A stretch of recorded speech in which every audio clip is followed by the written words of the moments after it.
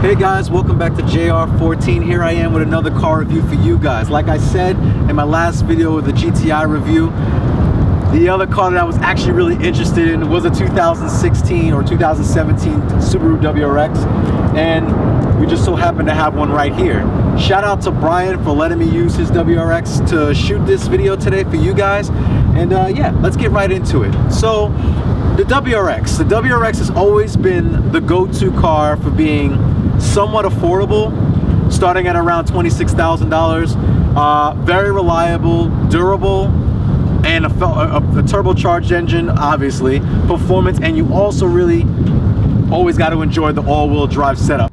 So for this WRX right here, it is a 2016 WRX. What this does have compared to the old generation, this is now a 6-speed. So this is the same as if you've seen reviews on the 2015. This is kind of similar, so I'm not going to go into all the different specs and different options and stuff. It's pretty much generic, but I'll touch a couple of things later on in the video. This is a limited trim. It's not the limited with the Harman Kardon and keyless access, but it is the limited with the base radio, the leather interior, and the start key. No keyless access. You do everything from the key. You do get full LED lighting in the front. Also, you do get Boomerang C LED lights. And the great thing I love about the WRX, the huge aftermarket support. Despite the fact that, yes, the car is well known for aftermarket support, even from out the box, you get 268 horsepower out of this new FA20 engine. This is a new 2-liter that Subaru actually created for the WRX. Also, the new Forester XT models, and also it's in the BRZ, the FRS, and the new 2017 GT86 Toyota. But the FRS and the BRZ and the Toyota do not have the turbo on it.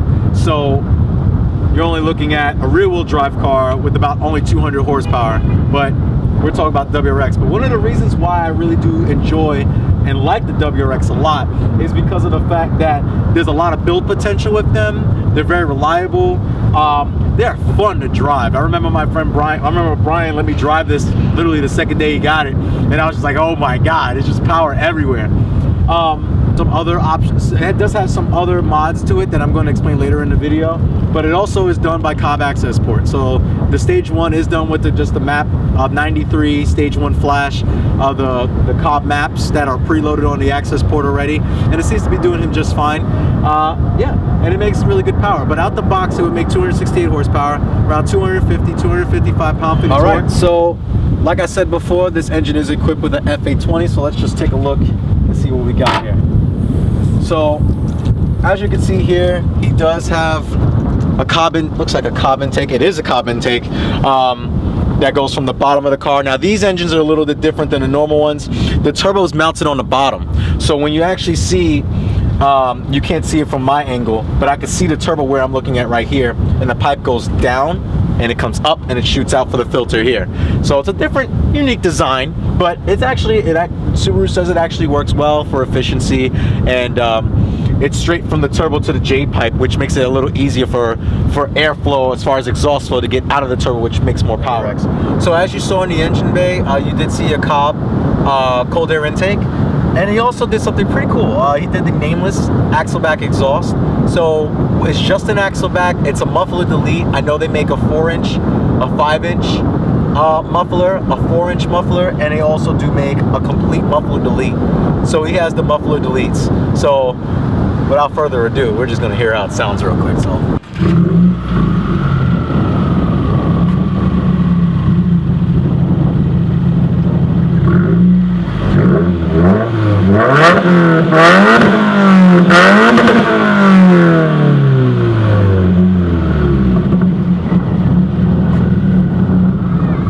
So with the WRX, with the new WRX, if you get a base one in the 2016, if you get a base WRX, you're gonna get the 17-inch wheels that come on the car. Not everyone's favorable to them. They don't look that great, but if you get any trim level higher, that means if you get a premium or if you get a limited with any option, a premium or a limited in general, you will get these 18-inch wheels. They are wrapped in a a summer tire, which is made by Dunlop Sport Max, and they're a 245/40 R18 tire, if you guys are interested. The brakes are really actually cool on this car. It looks like normal brakes, but they're actually a dual piston caliper setup, so you do have great stopping power. All right, so let's get into this driving of the 2016 WRX. Damn it. WRX. All right, let's go.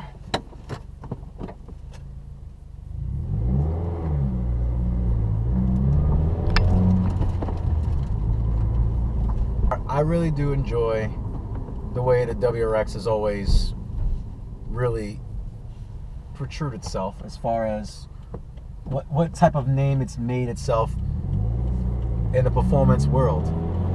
And when I say that, I say that the WRX, it's a car, it's not for everybody, and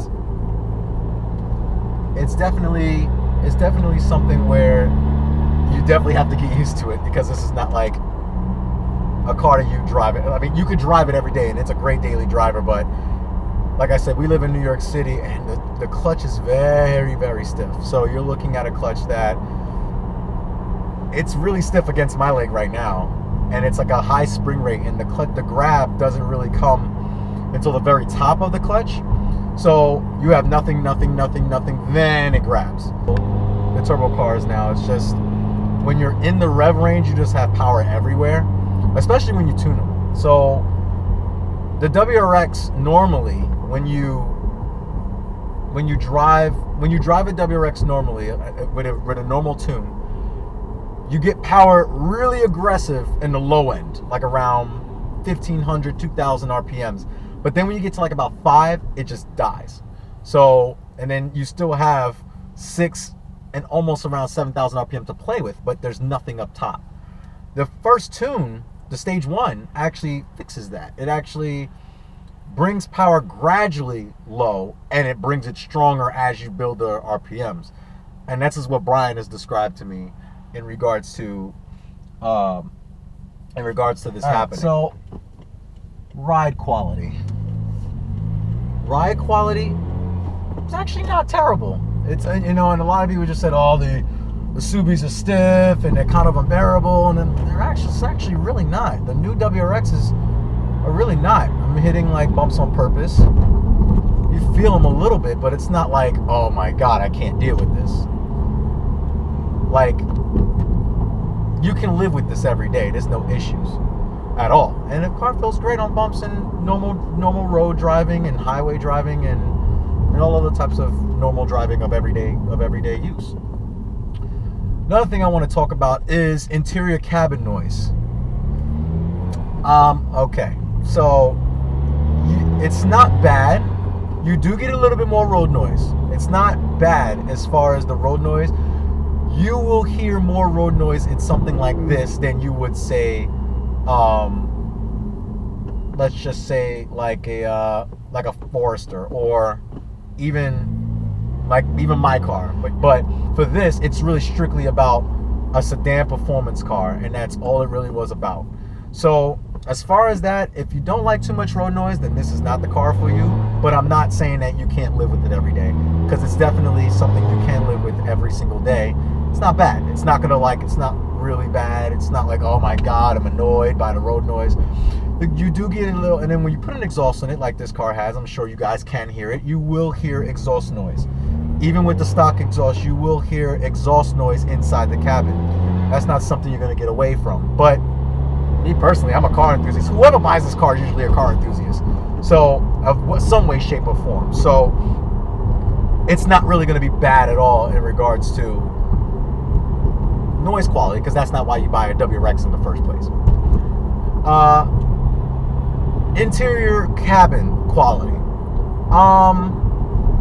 I'm on the fence with it, because it's not a bad interior. Actually, Subaru before used to be really, really basic when it came to their interiors. I mean, dirt, simple, cheap plastics and stuff like that. And I'm not bashing on the car. Everyone who is or is not a Subaru owner knows that that is one of the major things in regards to a Subaru was pulling the Subaru back. But for 2016, you could still feel some of the cheap plastics, but there's not as many of them as there were in the old car. And the quality of the interior is actually really good. It's not bad at all. There's not that many rattles. There's not that, now you have a new nice infotainment system. Before, you have to upgrade to a limited package or a navigation package to get a screen. But now all of the WRXs come with, I believe, either a 6-inch screen, or if you get the navigation, you get a 7-inch screen. So it really just depends on what type of screen, what infotainment that you're looking for in the car. But now you have that option with a Subaru, and it's not bad at all. It's actually really, really cool. So I'm going to get on this power again. I'm going to shift in a second.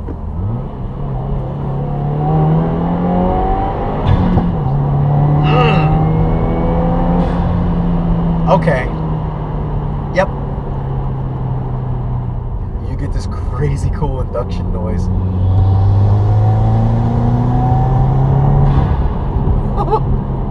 It's definitely intoxicating.